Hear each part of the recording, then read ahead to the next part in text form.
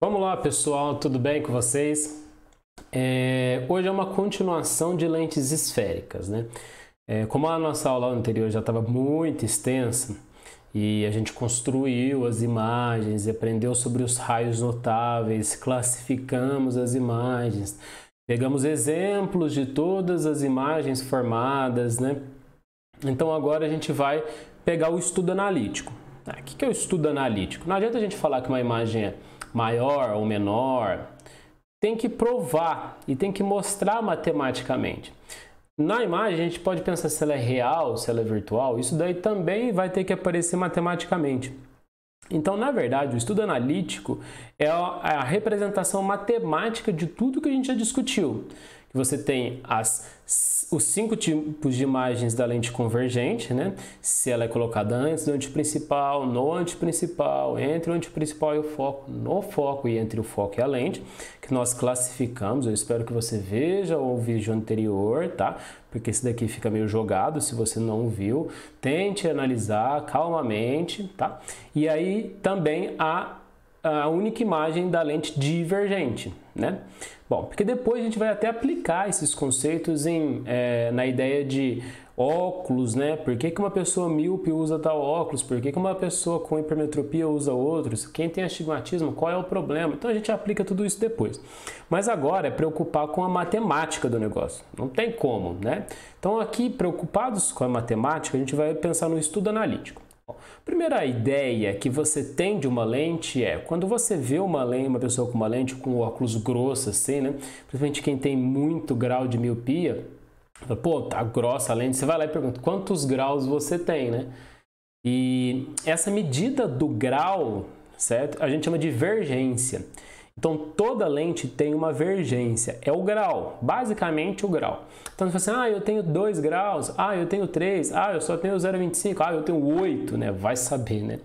Bom, então dessa forma, a vergência é o grau, tá? E como a gente calcula o grau da lente? Sabe aquela distância entre a lente e a distância focal, certo? A lente e o foco, a gente chamava de distância focal, melhor dizendo, né? É o inverso. Então, a vergência nada mais é que o inverso da distância focal. Então, 1 sobre f. A unidade de medida de vergência é dioptria. Então, na hora que você for colocar lá, a gente fala assim, quantos graus você tem? Você pode falar, eu tenho 2 dioptrias. O 2 ali da dioptria diz, na verdade, que você tem 2 graus. E quando você olhar o sinal, porque quando lá na sua receita, né, no oftalmologista, vem um número e um sinalzinho na frente. Ou ele é positivo ou ele é negativo. Se ele for positivo, significa que o foco que você calculou para calcular a vergência, ali no V é igual a 1 sobre F aqui, ó, no V é igual a 1 sobre F, o foco você colocou um valor positivo. E esse valor positivo quer dizer que essa lente é convergente. Então, quando o valor é positivo, você usa uma lente convergente, uma lente que a gente chama de bordos finos, a bordinha dela é mais fina, e essa lente corrige quem tem hipermetropia. Hipermetropia, que é o problema de enxergar perto. A maior parte das pessoas enxerga mal longe, né? Que é a miopia. E aí a distância focal aqui, ó, vai ser um valor negativo, porque é uma lente divergente, uma lente de bordos grossos. É por isso que quem tem muita miopia, às vezes fica com óculos bem grossinhos assim na borda. Tá? Então aí você vai lá e se você olhar, menos 2 lá na sua receita, você tem 2 graus de miopia. Mais 2 na sua receita, você tem 2 graus de hipermetropia. É assim que funciona. E não se esqueça, toda vez que você for calcular a vergência, isso daqui, você vai calculá-la colocando o foco em metros. Você tem que estar no sistema internacional para que saia o grau correto e saia em dioptrias, que é a unidade de medida do grau. Então você não pode colocar aqui 50 centímetros, é meio, porque se uma pessoa tiver um óculos com distância focal meio, ou seja, 50 centímetros, ela vai ter 2 graus. 1 dividido por meio dá 2. Tudo bem com isso? Algum problema? Bom, aí, continuando no estudo analítico, a gente vai pensar o que fizemos com os espelhos esféricos. O que a gente tinha nos espelhos esféricos? A gente tinha onde estava o espelho, aí nós tínhamos a distância do objeto, a distância da imagem, certo? O tamanho do objeto, o tamanho da imagem, a distância do foco, e tudo isso a gente relacionava, certo? Tudo isso a gente relacionava. Além disso, a gente tinha a ideia do foco. Como a gente calculava o foco, quando a gente tinha o espelho esférico? A gente tinha aqui o espelhinho, o centro e o espelho. O meio era exatamente o foco. Só que o problema de uma lente é esse, ó. Ela tem duas faces esféricas. Duas. Pode até ser uma só, como esse último caso aqui, ó, que ele tem uma lente plano esférica, mas ela pode ter duas faces esféricas. Olha essa daqui, ó. Olha essa daqui, duas faces esféricas. Quem usa essa lente aqui, ó, essa E, é quem tem miopia, lente de bordos grossos, curva assim, ó. Quem usa essa lente C é quem tem hipermetropia. Essa lente B é tipo uma gotinha de água, tá? Essa lente A é uma lupa. Repare que todos esses casos aqui eu tenho dois raios. E qual dos dois eu vou pegar para calcular a minha vergência ou a distância focal? Porque aqui a vergência é 1 sobre o foco, como a gente acabou de aprender no slide anterior. Qual dos deles eu vou pegar? O que eu faço? E além do mais, uma lente, diferentemente de um espelho, que a função do espelho é apenas refletir, se ele reflete mal ou reflete bem, pouco importa, mas ele reflete.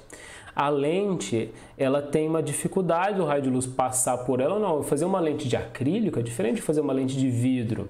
É óbvio.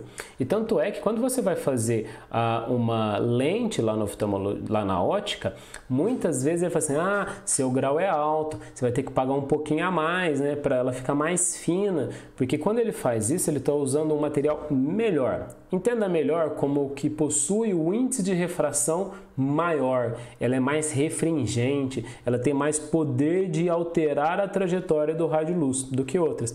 Então, por exemplo, eu tenho 3 graus de astigmatismo, minha lente é bem cara, em torno de R$300 o par, porque se eu deixar para fazer uma lente comum, fica muito grosso o meu óculos, entende? Bom, então ali, essa é a chamada equação dos fabricantes. Por que a equação dos fabricantes? Quando chega lá para o cara da ótica, você tem 2 graus de miopia, ele vai jogar nessa equação para descobrir qual é o formato que a sua lente vai ter. Ele vai colocar aqui 2 no lugar, ó, 2 graus, né, aqui no lugar da vergência. O índice de refração da lente é o índice de refração tabelado, né, do material que ele tem lá, né, sei lá, um acrílico, poli, não sei o que lá, enfim, que eles têm vários. O índice de refração do meio, que meio é esse? Onde você vai usar a lente, normalmente, ou seja, uma pessoa normal usa o óculos no ar, né? Então aqui seria o índice de refração do ar, que é 1, menos 1, né? Então aqui é muito comum ser 1, tá bom, gente? 1 sobre a distância do raio 1 mais 1 sobre a distância do raio 2. Mas que raios são esses? Olha aqui, ó, as figuras, ó. Tá vendo essa lente aqui? É uma lente biconvexa, ela é convexa dos dois lados, ó. Eu tenho raio 1, raio 2, ó. E essa daqui? Eu tenho um raio só. Ela é plana, então não entra na brincadeira. Você tira um desses, vai ficar só 1 sobre o raio aqui. Você tira, é 0, não tem quando é plano. Essa C aqui, ó, repare que ela também tem 2 raios. Ó. Então, vai 1 sobre um raio, 1 sobre o outro. Essa também tem 2 raios, a D. A E também. A F só tem um raio, ó. Mas aí você tira um deles. Então, repare que é apenas jogar na equação, tá? O valor dos raios e tudo mais. É muito comum ter uma plano convexa. Ele falar de uma gotinha e calcular o índice de refração dessa gotinha. Calcular o grau da gotinha. Então, você vai pegar o raio da gotinha e colocar aqui. E aqui não tem, tá bem? Só que como nem tudo é um mar de rosas, né? Nem tudo é um mar de rosas, melhor dizendo. Você tem uma convençãozinha de sinais. Essa lente aqui A e essa lente D, elas possuem os mesmos raios, ó. Repare, possuem os mesmos raios, mas elas são completamente diferentes. Uma é uma lupa e a outra é usada bem para diminuir. Esse daqui é tipo um olho mágico, aqueles que tinham antigamente, hoje em dia é câmera, né? Mas tinha nas portas antigas que você colocava assim e via lá mais coisa, menorzinha a pessoa, para ver quem estava batendo na porta, né? São completamente diferentes. E aí, você precisa dizer isso para a equação. E quando eu digo dizer isso para a equação, é colocar um sinal. Então, uma convençãozinha. Se a face for convexa, como é essa A aqui, ó, essa face é convexa, repare, as duas são convexas, essa é convexa e essa é convexa. Você vai colocar os raios das duas positivos aqui, ó. Face convexa, o raio você vai colocar positivo. Se a face for côncava, como é essa e essa, ó, côncava. Se a face for côncava, como são as duas AD, você vai colocar um valor negativo. Essa é a convençãozinha. E aqui, ó, eu tenho uma côncava, essa daqui, ó, maior zona é côncava, ó, tá vendo aqui, ó, côncava, essa maior. Você vai colocar a côncava negativa. E essa daqui, ó, olhando de cá, você sempre olha de fora, é uma face convexa, ó, face convexa. Você vai colocar um raio positivo. Entende o que eu quero dizer?